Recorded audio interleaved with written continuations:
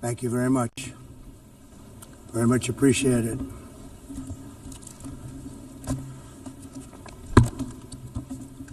And I don't mind making the speech without a teleprompter, because the teleprompter is not working. I feel very happy to be up here with you nevertheless, and that way you speak more from the heart. I can only say that whoever's operating this teleprompter is in big trouble.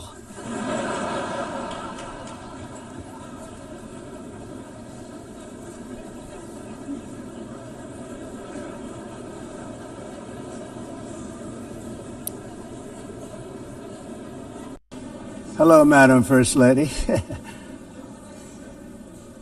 Thank you very much for being here. And Madam President, Mr. Secretary General, First Lady of the United States, distinguished delegates, ambassadors, and world leaders. 6 years have passed since I last stood in this grand hall and addressed a world that was prosperous and at peace in my first term. Since that day, the guns of war have shattered the peace I forged on 2 continents. An era of calm and stability gave way to one of the great crises of our time. And here in the United States, 4 years of weakness, lawlessness, and radicalism under the last administration delivered our nation into a repeated set of disasters. 1 year ago, our country was in deep trouble, but today, just 8 months into my administration, we are the hottest country anywhere in the world, and there is no other country even close. America is blessed with the strongest economy, the strongest borders, the strongest military, the strongest friendships, and the strongest spirit of any nation on the face of the earth. This is indeed the golden age of America. We are rapidly reversing the economic calamity we inherited from the previous administration, including ruinous price increases and record-setting inflation we've never had before. Under my leadership, energy costs are down, gasoline prices are down, grocery prices are down, mortgage rates are down, and inflation has been defeated. The only thing that's up is the stock market, which just hit a record high. In fact, it hit a record high 48 times in the last short period of time. Growth is surging, manufacturing is booming. The stock market, as I said, is doing better than it's ever done. And all of you in this room benefit by that. Almost everybody. And importantly, workers' wages are rising at the fastest pace in more than 60 years. And that's what it's all about, isn't it? In 4 years of President Biden, we had less than $1 trillion of new investment into the United States. In just 8 months since I took office, we have secured commitments and money already paid for $17 trillion. Think of it, 4 years, less than $1 trillion, 8 months, much more than $17 trillion is being invested in the United States, and it's now pouring in from all parts of the world. We've implemented the largest tax cuts in American history and the largest regulation cuts in American history, making this once and again the best country on earth to do business. And many of the people in this room are investing in America, and it's turned out to be an awfully good investment during this 8-month period. In my first term, I built the greatest economy in the history of the world. We had the best economy ever, history of the world. And I'm doing the same thing again, but this time it's actually much bigger and even better. The numbers far surpass my record-setting first term. On our southern border, we have successfully repelled a colossal invasion. And for the last 4 months, and that's 4 months in a row, the number of illegal aliens admitted and entering our country has been 0. Hard to believe. because if you look back just a year ago, it was millions and millions of people pouring in from all over the world, from prisons, from mental institutions, drug dealers. All over the world they came. They just poured into our country with the ridiculous open border policy of the Biden administration. Our message is very simple. If you come illegally into the United States, you're going to jail, or you're going back to where you came from, or perhaps even further than that. You know what that means. I want to thank the country of El Salvador for the successful and professional job they've done in receiving and jailing so many criminals that entered our country. And it was under the previous administration that the number became record-setting, and they're all being taken out. They have no choice. And other countries have no choice, because other countries are in the exact same situation with immigration. It's destroying your country, and you have to do something about it.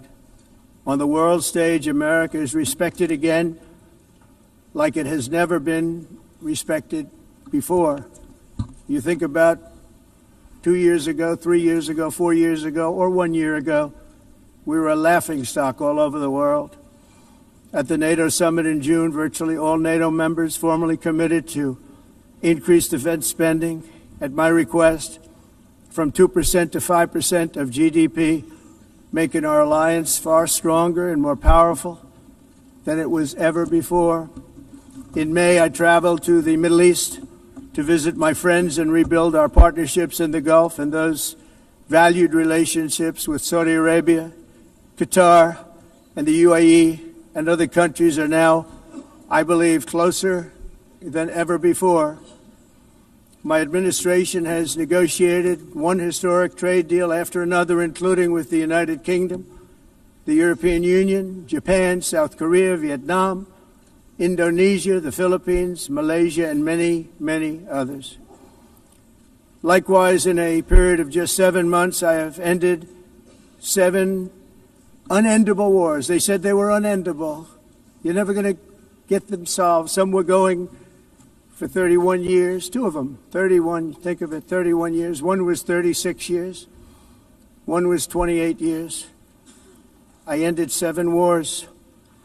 And in all cases, they were raging with countless thousands of people being killed.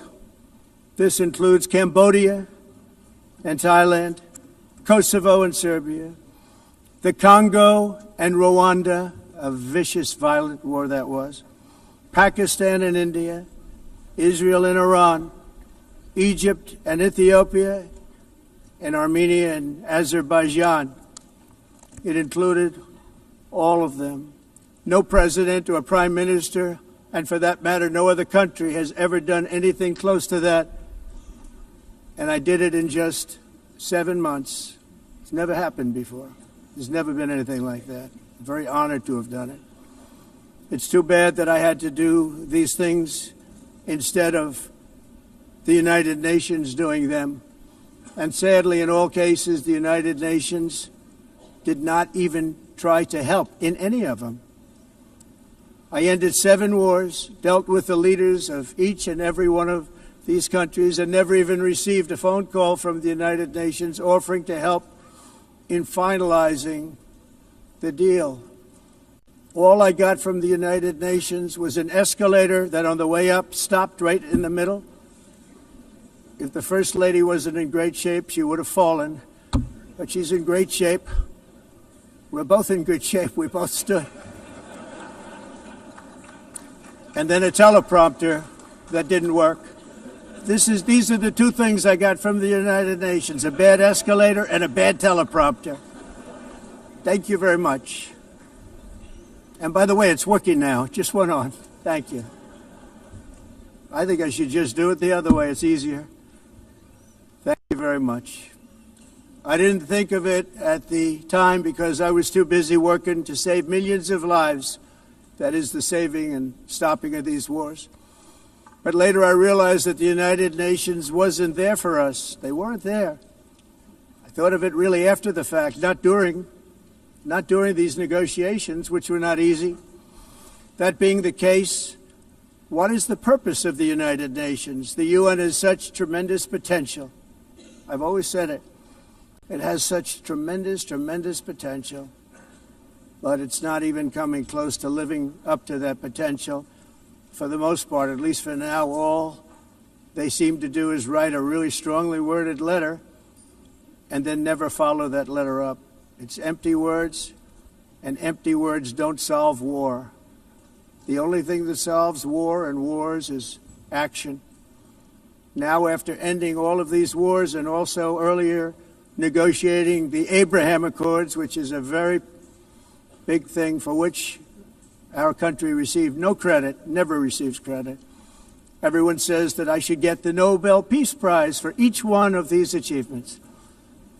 But for me, the real prize will be the sons and daughters who live to grow up with their mothers and fathers, because millions of people are no longer being killed in endless and unglorious wars. What I care about is not winning prizes, it's saving lives. We saved millions and millions of lives with the 7 wars. And we have others that we're working on, and you know that. Many years ago, a very successful real estate developer in New York, known as Donald J. Trump, I bid on the renovation and rebuilding of this very United Nations complex. I remember it so well. I said at the time that I would do it for $500 million, rebuilding everything. It would be beautiful. I used to talk about, I'm going to give you marble floors. They're going to give you terrazzo. I'm going to give you the best of everything. You're going to have mahogany walls. They're going to give you plastic. But they decided to go in another direction, which was much more expensive at the time, and which actually produced a far inferior product. And I realized that they did not know what they were doing when it came to construction, and that their building concepts were so wrong, and the product that they were proposing to build was so bad and so costly. It was going to cost them a fortune. And I said, and wait till you see the overruns. Well, I turned out to be right. They had massive cost overruns and spent between $2 and $4 billion on the building and did not even get the marble floors that I promised them. You walk on terrazzo. Do you notice that? As far as I'm concerned, frankly, looking at the building and getting stuck on the escalator, they still haven't finished the job. They still haven't finished. That was years ago. The project was so corrupt that Congress actually asked me to testify before them on the tremendous waste of money, because it turned out that they had no idea what it was, but they knew it was anywhere between $2 and $4 billion as opposed to $500 million with a guarantee. But they had no idea, and I said it cost much more than $5 billion. Unfortunately, many things in the United Nations are happening just like that, but on an even much bigger scale, much, much bigger. Very sad to see.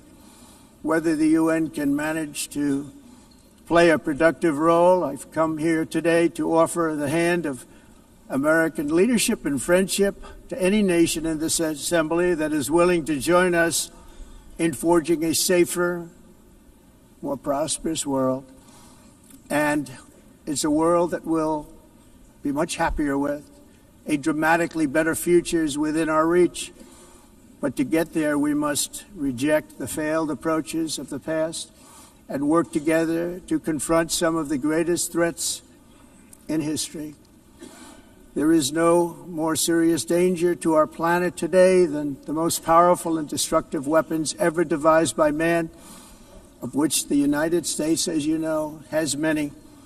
Just as I did in my first term, I've made containing these threats a top priority, starting with the nation of Iran. My position is very simple. The world's #1 sponsor of terror can never be allowed to possess the most dangerous weapon. That's why shortly after taking office, I sent the so-called Supreme Leader a letter making a generous offer. I extended a pledge of full cooperation in exchange for a suspension of Iran's nuclear program. The regime's answer was to continue their constant threats to their neighbors and U.S. interests throughout the region, and some great countries that are right nearby. Today, many of Iran's former military commanders, in fact, I can say almost all of them, are no longer with us. They're dead. And 3 months ago, in Operation Midnight Hammer, 7 American B-2 bombers dropped the 14 30,000-pound each bombs on Iran's key nuclear facilities, totally obliterating everything. No other country on earth could have done what we did. No other country has the equipment to do what we did. We have the greatest weapons on earth. We hate to use them. But we did something that for 22 years people wanted to do. With Iran's nuclear enrichment capacity demolished, I immediately brokered an end to the 12-day war, as it's called, between Israel and Iran, with both sides agreeing to fight no longer. As everyone knows, I have also been deeply engaged in seeking a ceasefire in Gaza. Have to get that done. Have to get it done. Unfortunately, Hamas has repeatedly rejected reasonable offers to make peace. We can't forget October 7th, can we? Now, as if to encourage continued conflict, some of this body is seeking to unilaterally recognize a Palestinian state. The rewards would be too great for Hamas terrorists for their atrocities. This would be a reward for these horrible atrocities, including October 7th, even while they refuse to release the hostages or accept a ceasefire. Instead of giving to Hamas and giving so much, because they've taken so much, they have taken so much. This could have been solved so long ago. But instead of giving in to Hamas's ransom demands, those who want peace should be united with one message: release the hostages now. Just release the hostages now. Thank you.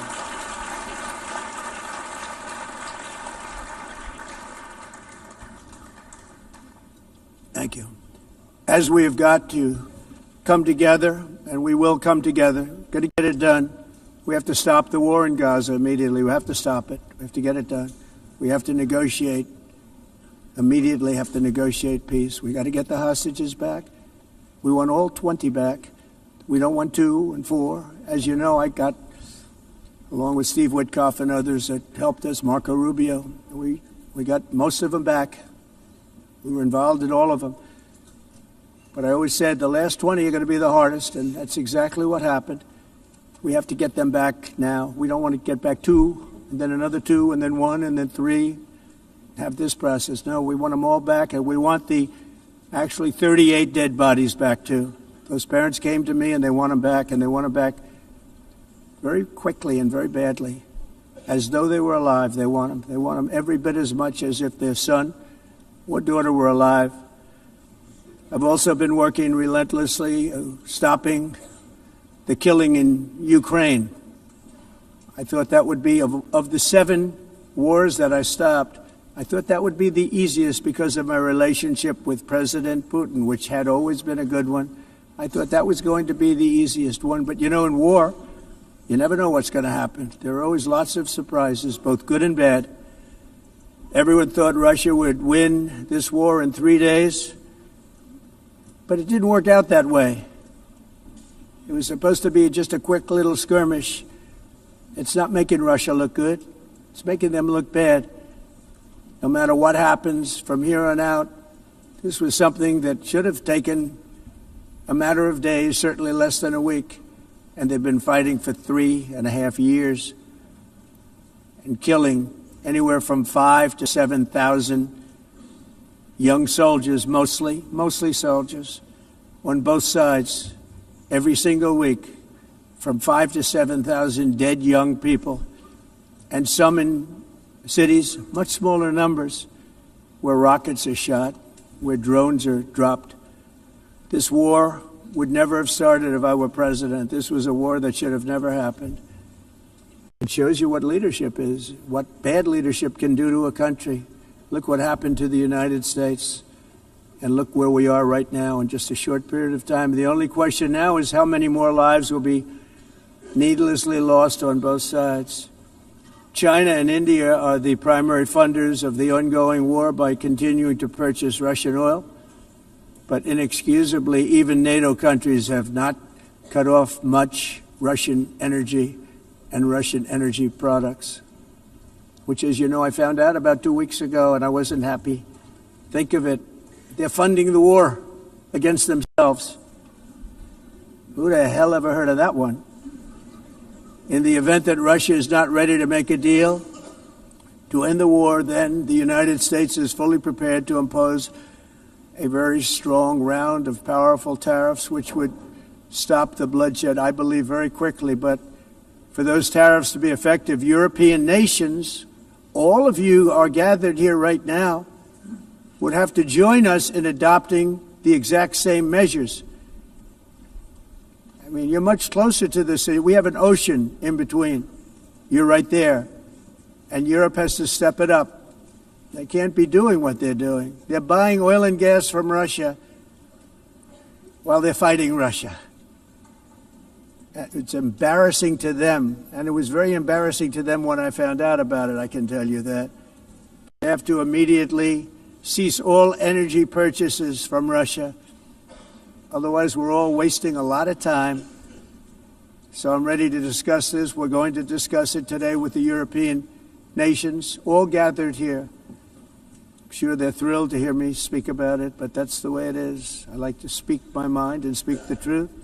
As we seek to reduce the threat of dangerous weapons today, I'm also calling on every nation to join us in ending the development of biological weapons once and for all. And biological is terrible, and nuclear is even beyond, and we include nuclear in that.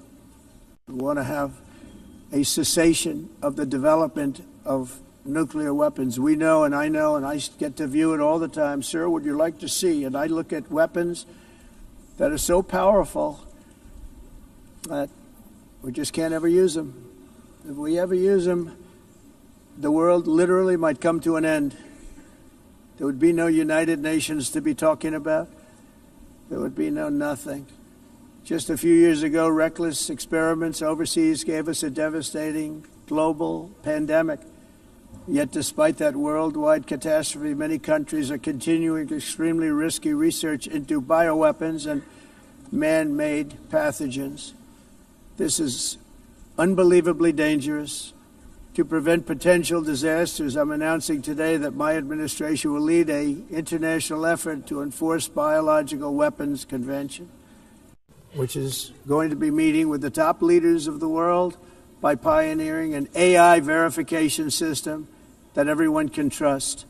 Hopefully the UN can play a constructive role, and it will also be one of the early projects under AI. Let's see how good it is, because a lot of people are saying it could be one of the great things ever, but it also can be dangerous, but it can be put to tremendous use and tremendous good, and this would be an example of that.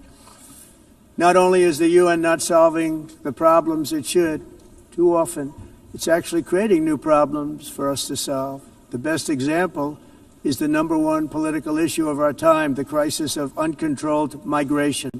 It's uncontrolled. Your countries are being ruined. The United Nations is funding an assault on Western countries and their borders.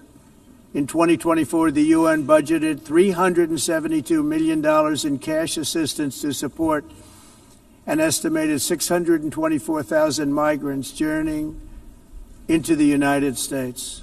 Think of that. The UN is supporting people that are illegally coming into the United States, and then we have to get them out.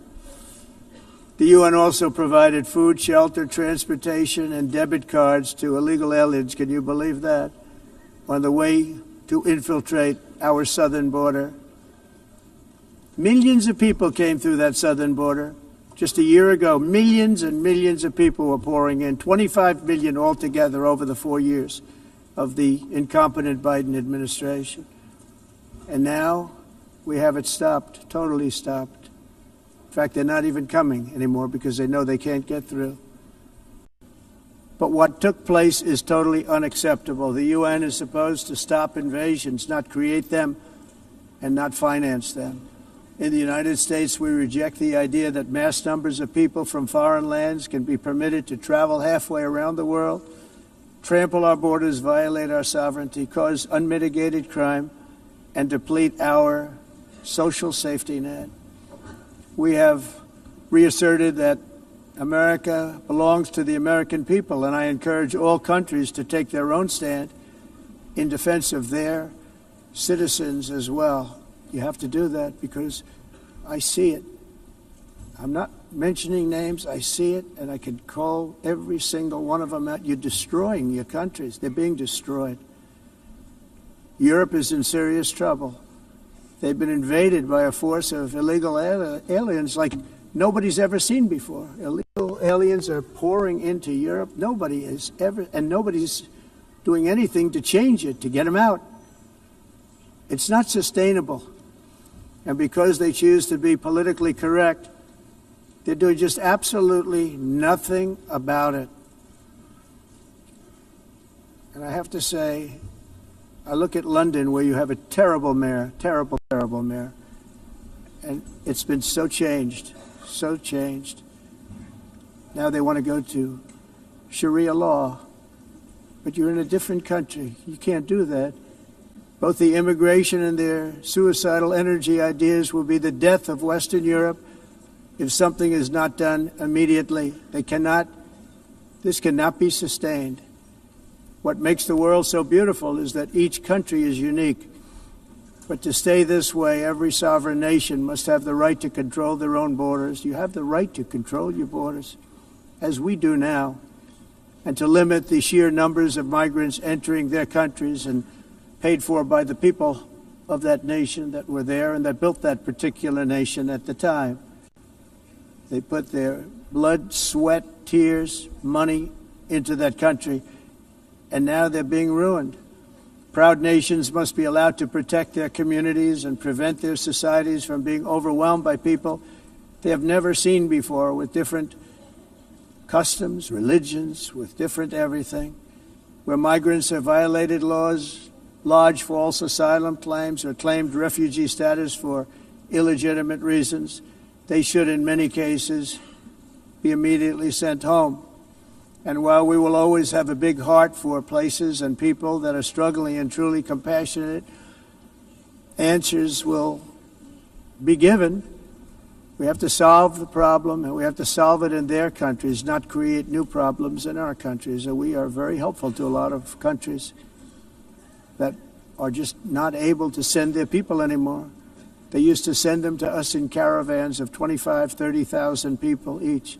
These massive caravans of people pouring into our country, totally unchecked and unvetted. But not anymore. According to the Council of Europe, in 2024, almost 50% of inmates in German prisons were foreign nationals or migrants. In Austria, the number was 53% of the people in prisons were from places that weren't from where they are now. In Greece, the number was 54%, and in Switzerland, beautiful Switzerland, 72% of the people in prisons are from outside of Switzerland. When your prisons are filled with so-called asylum seekers who repaid kindness, and that's what they did, they repaid kindness with crime, it's time to end the failed experiment of open borders. You have to end it now. Let's see, I can tell you. I'm really good at this stuff. Your countries are going to hell. In America, we've taken bold action to swiftly shut down uncontrolled migration. Once we started detaining and deporting everyone who crossed the border and removing illegal aliens from the United States, they simply stopped coming. They're not coming anymore. We're getting a lot of credit, but they're not coming anymore. This was a humanitarian act for all involved, because on the trips up, thousands of people a week were dying. Women were being raped. Nobody's ever seen anything like it. Raped, horribly beaten, raped. On the trip up, the journey up, it was a long walk. It was a long, arduous journey, indeed. And it was also a historic victory against human trafficking throughout the region. What we did was a victory, and we saved so many lives of people that wouldn't make the journey. That journey was loaded up with death. loaded up with death. Dead bodies all along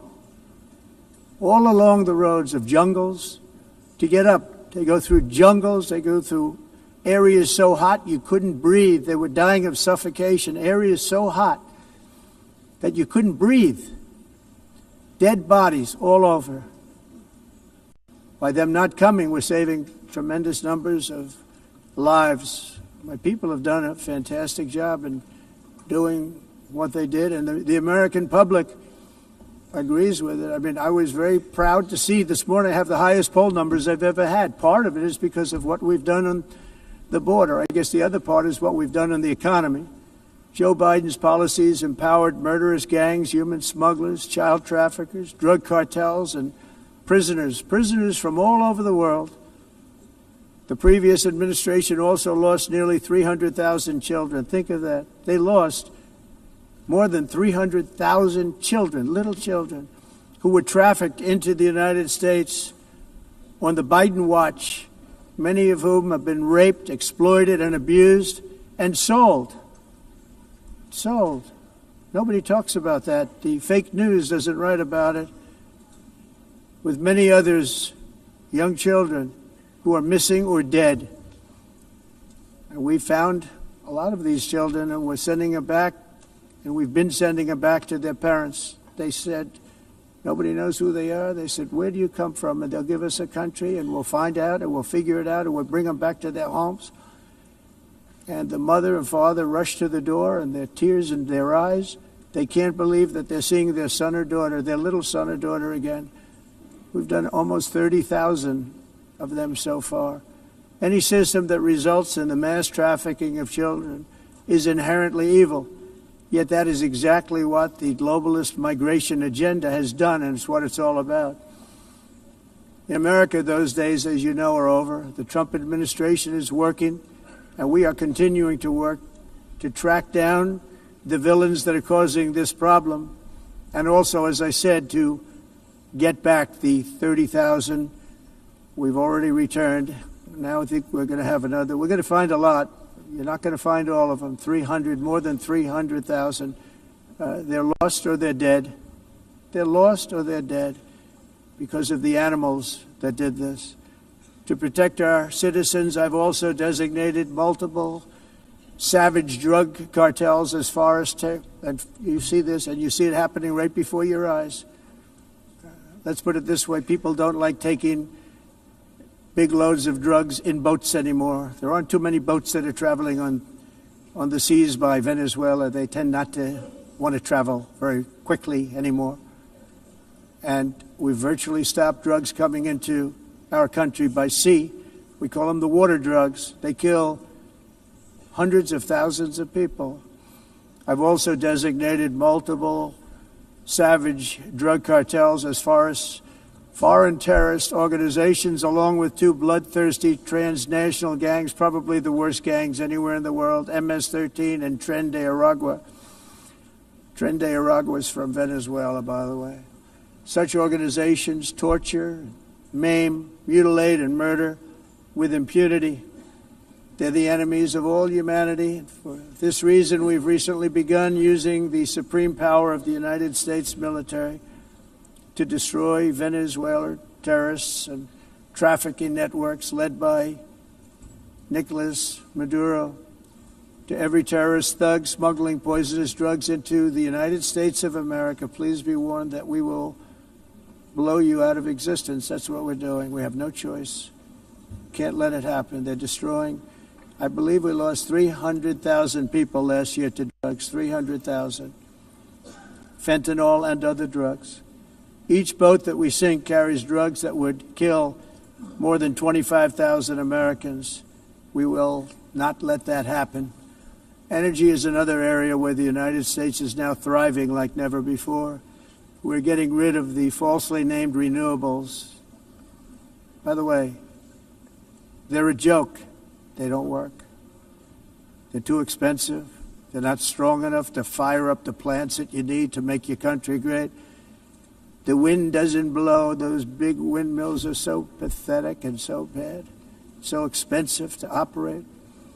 And they have to be rebuilt all the time, and they start to rust and rot most expensive energy ever conceived, and it's actually energy. You're supposed to make money with energy, not lose money. You lose money, the governments have to subsidize. You can't put them out without massive subsidies.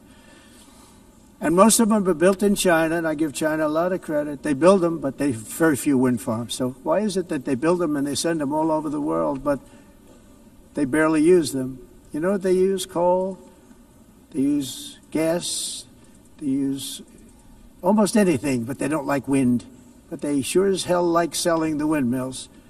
Europe, on the other hand, is a long way to go, with many countries being on the brink of destruction because of the green energy agenda. And I give a lot of credit to Germany. Germany was being led down a very sick path, both on immigration, by the way, and on energy. They were going green, and they were going bankrupt. And the new leadership came in, and they went back to where they were, with fossil fuel and with nuclear, which is good. It's now safe, and you can do it properly. But they went back to where they were, and they opened up a lot of different plants, energy-producing plants, and they're doing well. I give Germany a lot of credit for that. They've said this is a disaster, what's happening. They were going all green. All green is all bankrupt. That's what it represents. And it's not politically correct. I'll be very badly criticized for saying it, but I'm here to tell the truth. I don't care. It doesn't matter to me. I'm in New York City. I'm feeling a lot safer. Crime, we're getting crime down. And by the way, speaking of crime, Washington, D.C. Washington, D.C. was the crime capital of America. Now it's after 12 days, it's a totally safe city. Everyone's going out to dinner. They're going out to restaurants. Your wife can walk down the middle of the street with or without you. Nothing's going to happen. My people have done a fantastic job. And yes, I called in the National Guard, and the National Guard took care of business, and they weren't politically correct, but they took care of business. We got 1,700 career criminals out, brought them back to where they came from, the countries where they came from, or put them in jails. Washington, D.C. is now a totally safe city again, and I welcome you to come. In fact, we'll have dinner together at a local restaurant, and we'll be able to walk. We don't have to go by an armor-plated vehicle. We'll walk right over there from the White House. They've given up their powerful edge, a lot of the countries that we're talking about, in oil and gas, such as essentially closing the great North Sea oil. Oh, the North Sea, I know it so well. Aberdeen was the oil capital of Europe, and there's tremendous oil that hasn't been found in the North Sea. Tremendous oil. And I was with the Prime Minister I respect and like a lot, and I said, you're sitting with the greatest asset. They essentially closed it by making it so highly taxed that no developer, no oil company can go there. They have tremendous oil left, and more importantly, they have tremendous oil that hasn't even been found yet. And what a tremendous asset for the United Kingdom. And I hope the Prime Minister is listening, because I told it to him 3 days in a row. That's all he heard. North Sea oil, North Sea, because I want to see them do well. I want to stop seeing them ruining that beautiful Scottish and English countryside with windmills and massive solar panels that go 7 miles by 7 miles, taking away farmland. But we're not letting this happen in America. In 1982, the executive director of the United Nations Environmental Program predicted that by the year 2000, climate change would cause a global catastrophe. He said that it will be irreversible, as any nuclear holocaust would be. This is what they said at the United Nations. What happened? Here we are. Another UN official stated in 1989 that within a decade, entire nations could be wiped off the map by global warming. Not happening. You know, it used to be global cooling. If you look back years ago in the 1920s and the 1930s, they said, global cooling will kill the world. We have to do something. Then they said global warming will kill the world. But then it started getting cooler. So now they could just call it climate change, because that way they can't miss. It's climate change. Because if it goes higher or lower, whatever the hell happens, there's climate change. It's the greatest con job ever perpetrated on the world, in my opinion. Climate change, no matter what happens, you're involved in that. No more global warming, no more global cooling. All of these predictions made by the United Nations and many others, often for bad reasons, were wrong. They were made by stupid people that have cost their countries fortunes and given those same countries no chance for success. If you don't get away from this green scam, your country is going to fail. And I'm really good at predicting things, you know. They actually said during the campaign they had a hat, the best-selling hat. Trump was right about everything. And I don't say that in a braggadocious way, but it's true. I've been right about everything. And I'm telling you that if you don't get away from the green energy scam, your country is going to fail. And if you don't stop people that you've never seen before, that you have nothing in common with, your country is going to fail. I'm the President of the United States, but I worry about Europe. I love Europe. I love the people of Europe. And I hate to see it being devastated by energy and immigration.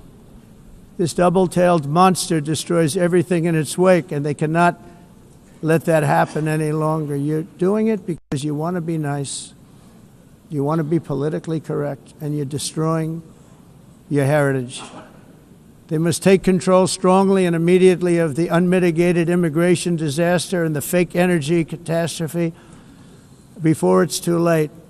The carbon footprint is a hoax made up by people with evil intentions, and they're heading down a path of total destruction. You know, the carbon footprint was a big, big thing a few years ago. I remember hearing about the carbon footprint, and then President Obama would get into Air Force One, a massive Boeing 747, and not a new one, an old one with old engines that spew everything into the atmosphere. He'd talk about the carbon footprint, we must do so. Then he'd get in and he'd fly from Washington to Hawaii to play a round of golf. And then he'd get back onto that big, beautiful plane and he'd fly back and he'd talk about, again, global warming and the carbon footprint. It's a con job. At extreme cost and expense, Europe reduced its own carbon footprint by 37%. Think of that. Congratulations, Europe. Great job. You cost yourself a lot of jobs, a lot of factories closed, but you reduced the carbon footprint by 37%. However, for all of that sacrifice and much more, it's been totally wiped out and then some by a global increase of 54%. Much of it coming from China and other countries that are thriving around China, which now produces more CO2 than all the other developed nations in the world.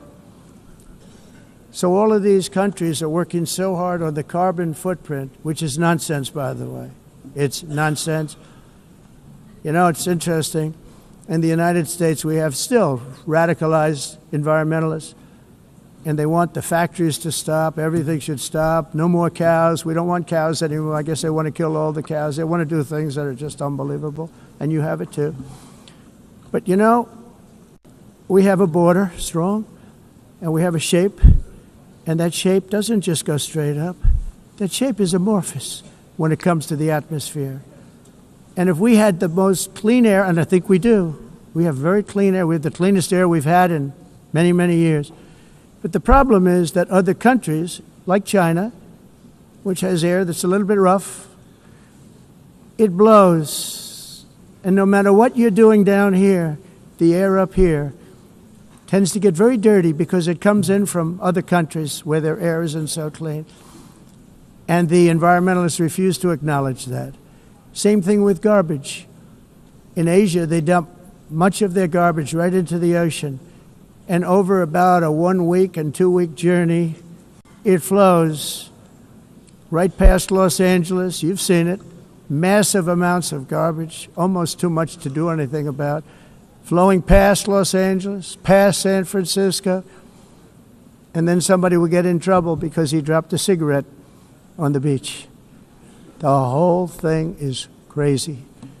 The primary effect of these brutal green energy policies has not been to help the environment, but to redistribute manufacturing and industrial activity from developed countries that follow the insane rules that are put down to polluting countries that break the rules and are making a fortune. They're making a fortune. European electricity bills are now 4 to 5 times more expensive than those in China, and 2 to 3 times higher than the United States. And our bills are coming way down. You probably see that our gasoline prices are way down. You know, we have an expression, drill, baby, Nós reduzimos os custos de energia porque nós faremos, como vamos fazer tudo isso, reduzir os custos de energia, e os custos diminuíram nos Estados Unidos. Por exemplo, se você olhar nos países em faturas de energia, mas nós nos Estados Unidos conseguimos usar eles e evitar aumento da temperatura, porque é muito caro também usar nada e ninguém usa isso. The entire globalist concept asking successful industrialized nations to inflict pain on agenda mundialista não tem nenhum sentido. Disrupt their entire societies must be rejected completely and totally, and it must be immediate. Aumento da temperatura, porque é muito caro também usar nada e ninguém usa. Pretending to stop is paying so much more than every country. Others weren't paying. China didn't have to pay until 2030. Russia was given an old standard that was easy to meet, a 1990 standard. But for the United States, we're supposed to pay like $1 trillion. And I said, this is another scam. The fact is, the United States has been taken advantage of by the world for many, many years, but not any longer, as you probably noticed. I unleashed massive energy production and signed historic executive orders to hunt for oil, but we don't have to do much hunting because we have the most oil of any nation anywhere, oil and gas in the world. And if you add coal, we have the most of any nation in the world. Clean, I call it clean, beautiful coal. You can do things today with coal that you couldn't have done 10 years ago, 15 years. So I have a little standing order in the White House. Never use the word coal, only use the words clean, beautiful coal. Sounds much better, doesn't it? But we stand ready to provide any country with abundant, affordable energy supplies if you need them, when most of you do. We're proudly exporting energy all over the world. We're now the largest exporter. In the United States, we want trade and robust commerce with all nations, everybody. We want to help nations. We're going to help nations. But it must also be fair and reciprocal. The challenge with trade is much the same with climate. The countries that followed the rules, all their factories have been plundered.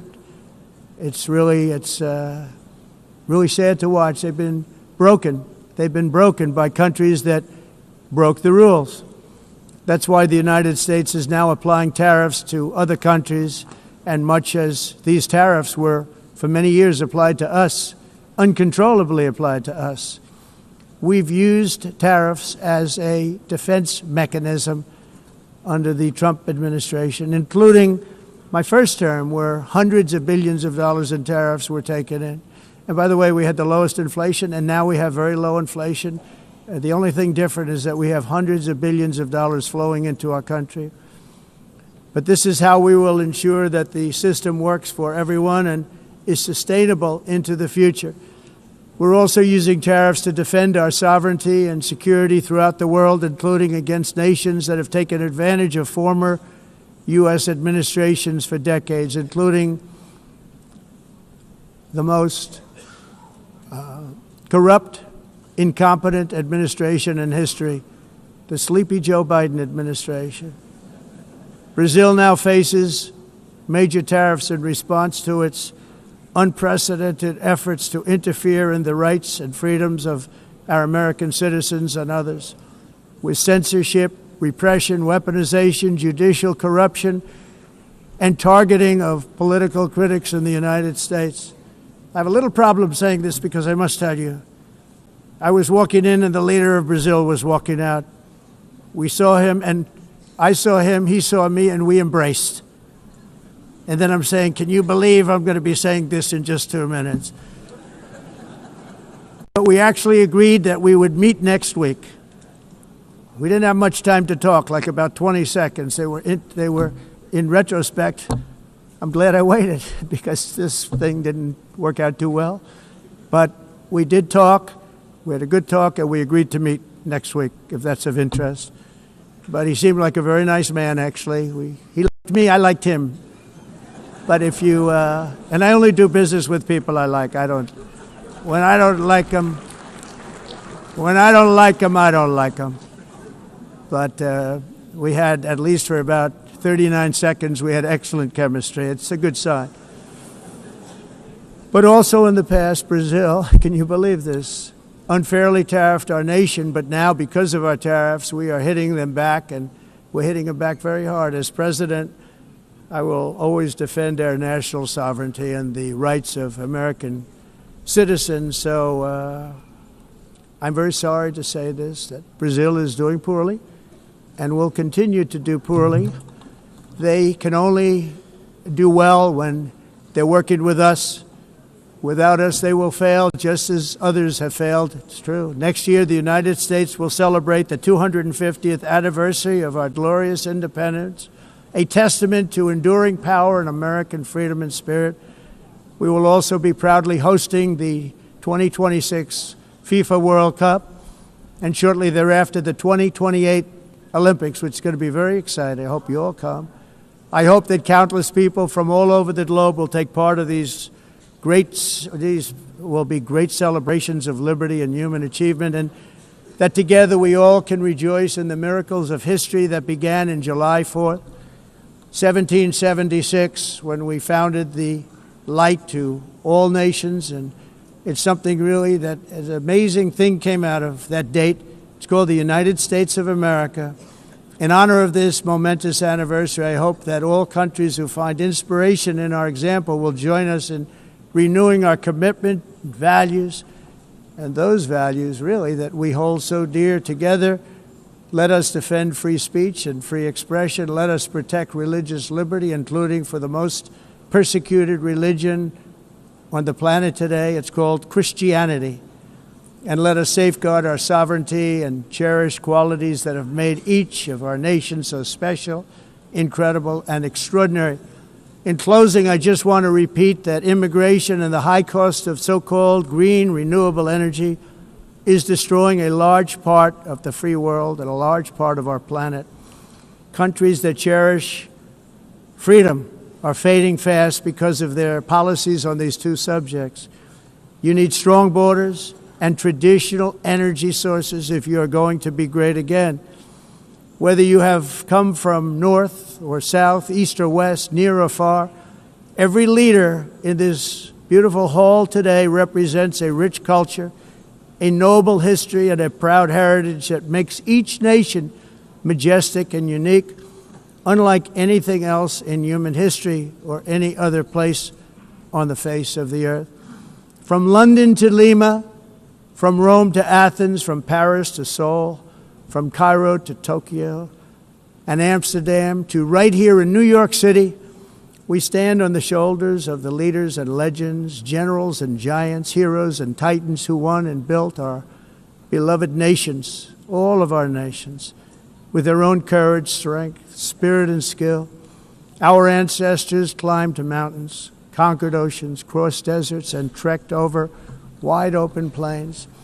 They charged into thunderous battles, plunged into grave dangers, and they were soldiers and farmers and workers and warriors and explorers and patriots.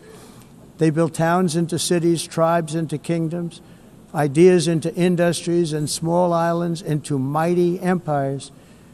You're a part of all of that. They were champions for their people who never gave up and who never, ever gave in. Their values defined our national identities. Their visions forged our magnificent destiny. Everybody in this room is a part of it in your own way. Each of us inherits the deeds and the myths the triumphs, the legacies of our own heroes and founders who so bravely showed us the way. Our ancestors gave everything for homelands that they defended with pride, with sweat, with blood, with life, and with death. Now the righteous task of protecting the nations that they built belongs to each and every one of us. So together let us uphold our sacred duty to our people and to our citizens. Let us protect their borders, ensure their safety, preserve their cultures, treasure, and traditions, and fight, fight, fight for their precious dreams and their cherished freedoms. And in friendship and really a beautiful vision, let us all work together to build a bright, beautiful planet, a planet that we all share, a planet of peace and a world that is richer, better, and more beautiful than ever before. That can happen. It will happen. It will happen, and I hope it can happen and start right now, right at this moment.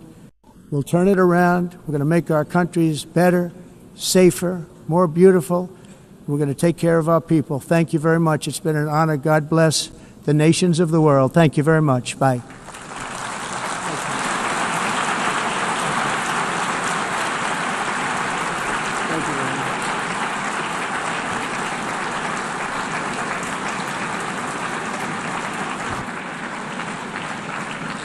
On behalf of the Assembly, I wish to thank the President of the United States,